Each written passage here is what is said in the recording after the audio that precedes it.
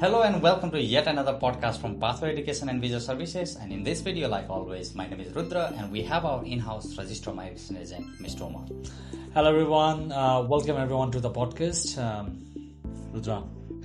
And today in this video, we are talking about, you can see my excitement because we are talking about the most talked visa in Australia in these days. It's called employee sponsorship visa. So we're trying to touch base about employee sponsorship visa because I remember Omar telling me in multiple occasions, it is very vast. It is not possible to understand in one go, but we'll try to touch base in few things so that it's easier for you to make the decision. So let's start with the basic, Omar, like who is eligible to apply? Who can apply for this visa?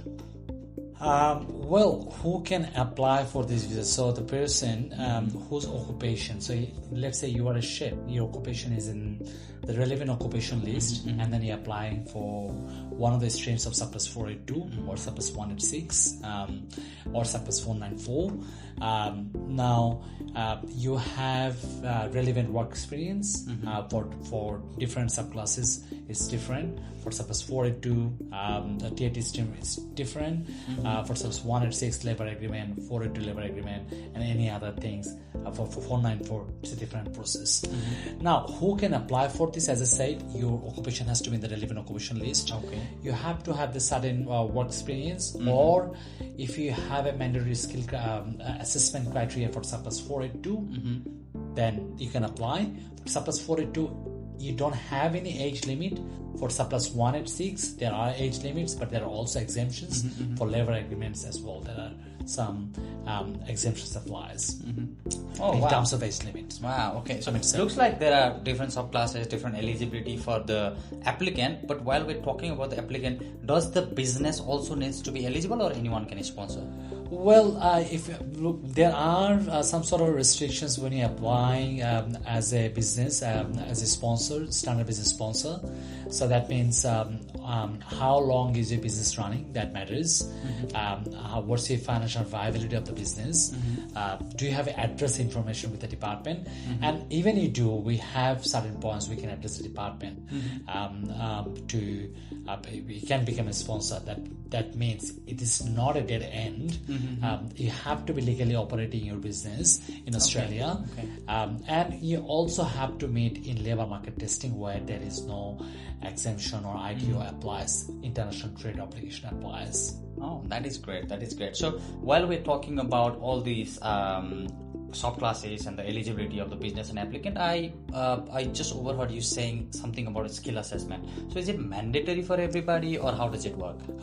Look, for Subclass 186 direct entry, it's mandatory. For Subclass 482, it is not mandatory until you are from certain occupations, and that there are licensing requirements for some occupations.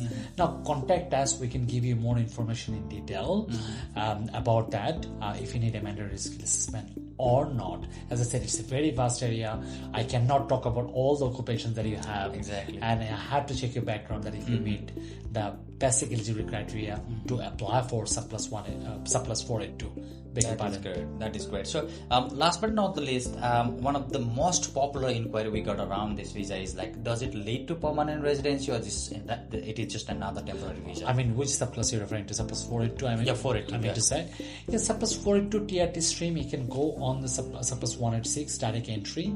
Now, some labor agreements also lead to a permanent residency and all. So consult us again to see that. I'll give an example after that. If you're eligible, like I recently consulted a client, for an example, what I meant to say before, who is eligible for a direct entry, 3 years experience.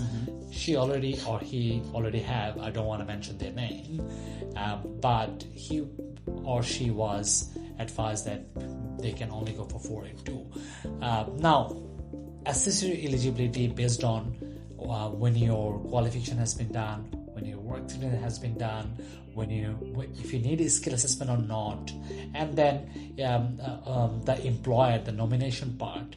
There are 3 stages. One is SPS, nomination, and visa. So SPS, standard business sponsorship for the employer.